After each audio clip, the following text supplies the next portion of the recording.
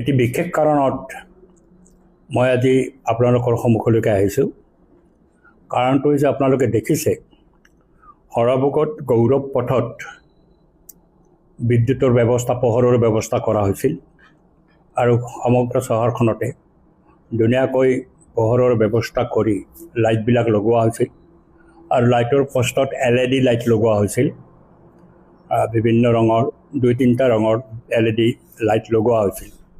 কিন্তু পৰহি আকস্মিকভাৱে দেখা গ'ল যে সেই LED লাইটৰ কানেকশ্যনবিলাক পৌৰসভাই কাটি দিছে। আমি আশ্চৰ্য প্ৰকাশ কৰিলোঁ পৌৰসভাই কিয় কাটি দিলে এই LED লাইটৰ কানেকশ্যনবিলাক। পমখেদি গম পোৱা গ'ল যে কিছুদিন আগতে আমাৰ অসম চৰকাৰৰ মন্ত্ৰী, পঞ্চায়ত বিভাগৰ মন্ত্ৰী ৰঞ্জিত দাসে এখন সভাত টাউন কমিটি আমাৰ পৌৰসভাৰ সভাপতিক নিৰ্দেশ জাৰি কৰিছিল যে সৰভোগৰ LED লাইটবিলাকৰ কাৰণে চহৰৰ সৌন্দৰ্য নষ্ট হৈছে, চকুত লাগে আৰু সেইকাৰণে LED লাইটবিলাক আঁতৰাই দিব লাগে বুলি তেওঁ মন্তব্য প্ৰকাশ কৰিছিল। আৰু মন্ত্ৰী মহোদয়ৰ এই নিৰ্দেশৰ ফলত পৌৰসভাই পৰহি LED লাইটৰ কানেকশ্যনবিলাক কাটি দিছে। সৰভোগৰ মানুহে আশ্চৰ্য প্ৰকাশ কৰি মোকো কথাটো সুধিছে, এই লাইটবিলাক কিয় কটা গ'ল? তেতিয়া আমি যিখিনি কথা জানো এই কথাটো আমি ক'লোঁ আৰু ইতিমধ্যে ৰাইজেও জানিছে যে মন্ত্ৰী মহোদয়ে এই লাইটবিলাক তেওঁৰ বোলে চকুত লাগে, এইধৰণে সেইকাৰণে কাটি দিব কৈছে। ৰং বিৰঙৰ লাইট থকাটো তেওঁ পচন্দ কৰা নাই।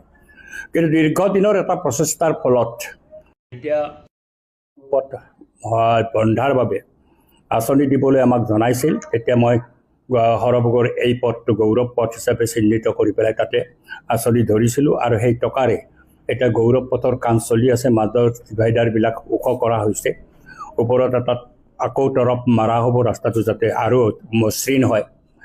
আৰু ঠিক তেনেকৈ পোহৰৰ ব্যৱস্থাটো কৰা হৈছিল আৰু ৰাইজে এইটো কামক যথেষ্ট প্ৰশংসা কৰিছিল। সৰভোগৰ মানুহে এন্ধাৰত ডুব গৈ আছিল, এন্ধাৰৰ পৰা পোহৰৰ বাট দেখাত সকলোৱে আনন্দ প্ৰকাশ কৰিছিল।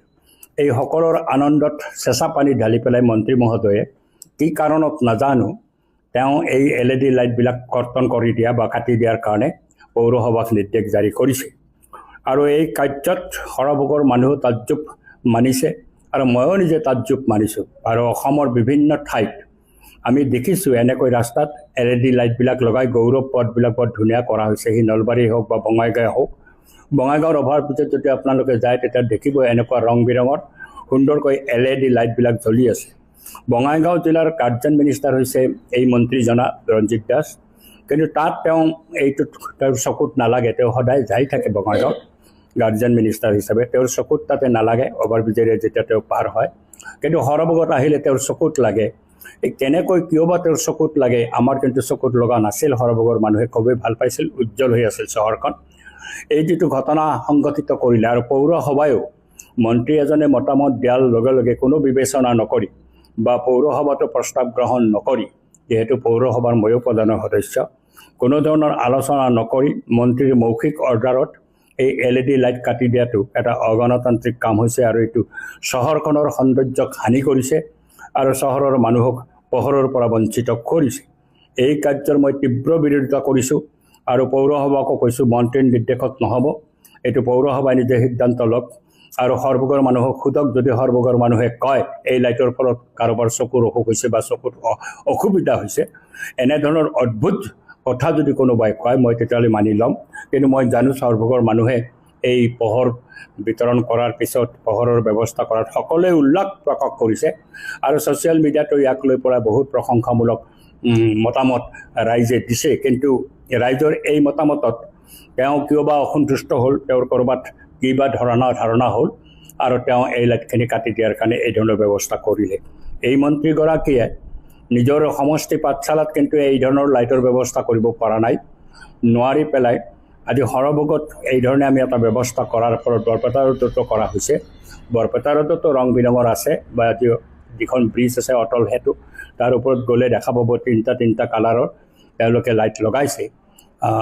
জাতীয় পতাকাৰ ৰঙৰ কালাৰত তেওঁলোকে লাইট লগাইছে। এইটো সৰভোগত এই ধৰণৰ কাৰ্য কৰি পেলাই সৰভোগৰ জনসাধাৰণক আন্ধাৰত ৰখাৰ যি প্ৰয়াস মন্ত্ৰী মহোদয়ে কৰিছে, এই কথা এটা বিচাৰ কৰাৰ কাৰণে এই কথাৰ ক্ষেত্ৰত প্ৰতিক্ৰিয়া প্ৰকাশ কৰাৰ কাৰণে মই নিজৰ প্ৰতিক্ৰিয়া প্ৰকাশ কৰিলোঁ আৰু মই তীব্ৰ নিন্দা কৰিছোঁ এনেকুৱা জঘন্য কৰ্মৰ কাৰণে। আৰু এই জঘন্য কৰ্ম যাতে পৌৰসভাৰ কৰ্তৃপক্ষই যাতে তাৎক্ষণিকভাৱে শুধৰণি কৰি হৰভোগখনক পোহৰাই ৰখাৰ যিটো ব্যৱস্থা মই কৰিছিলোঁ সেই ব্যৱস্থাটো যাতে সফল কৰে এই আবেদন মই জনাইছোঁ। এইটো মই কি ক'ম, এইটো যিয়ে হ'লেও কৰ্মখিনি কৰিব লাগিব। বিধায়কে বিধায়কৰ কাম কৰিব, মন্ত্ৰীয়ে মন্ত্ৰীৰ কাম কৰিব, তেওঁ কোনোবা এটা সমষ্টিৰ বিধায়ক তেওঁ তাতে তাই সেই কাম কৰিব। আৰু এনেকৈ কামত হস্তক্ষেপ কৰাটো মই হস্তক্ষেপ বুলি ভাবিছোঁ। আৰু এই হস্তক্ষেপ মোক ক'ৰবাত তেওঁ ৰাজনৈতিকভাৱে বিৰোধিতা কৰি মোৰ ক'ব লগা একো নাই। তেওঁ ৰাজনৈতিকভাৱে মোক বিৰোধিতা কৰিব, মই ৰাজনৈতিকভাৱে তেওঁক বিৰোধিতা কৰিম। কিন্তু তাৰ কাৰণে উন্নয়নৰ কামত এই ধৰণৰ অনাহক হস্তক্ষেপ বুলি কৈছোঁ, এই হস্তক্ষেপ কৰাটো উচিত নহয়। আৰু লাইট যদি তেওঁক এক ৰঙৰ লাগে তেওঁ ব্যৱস্থা কৰি দিয়ক। LED লাইটখিনি তেওঁ আনি পেলাই লগাবলৈ দিয়ক পৌৰসভাক, যে এই মই আনি দিছোঁ, এইখিনি LED লাইট তোমালোকে এটা কালাৰৰ লগাই দিয়া, আমাৰতো আপত্তি কৰিব লগা নাই। তেওঁ সেইটো নকৰি পেলাই মানুহক বঞ্চিত কৰাৰ কাৰণে জঘন্য কামটো কৰিলে পৌৰসভাৰ মাজেদি। এইটো মই নিন্দা কৰিছোঁ, এইটো নিন্দনীয় কথা। আৰু এতিয়াও মই দাবী কৰিছোঁ, যদি মন্ত্ৰীগৰাকীৰ চকুত লাগে তেতিয়াহ'লে চকুত নলগা ধৰণে LED লাইটৰ ব্যৱস্থা তেওঁ যাতে তাৎক্ষণিকভাৱে কৰে। হৰভোগৰ মানুহক পোহৰৰ পৰা বঞ্চিত কৰাৰ তেওঁৰ এই ধৰণৰ হঠকাৰী কাম যাতে হৰভোগত নকৰে, এইটোৰ কাৰণে মই সকীয়াই দিলোঁ।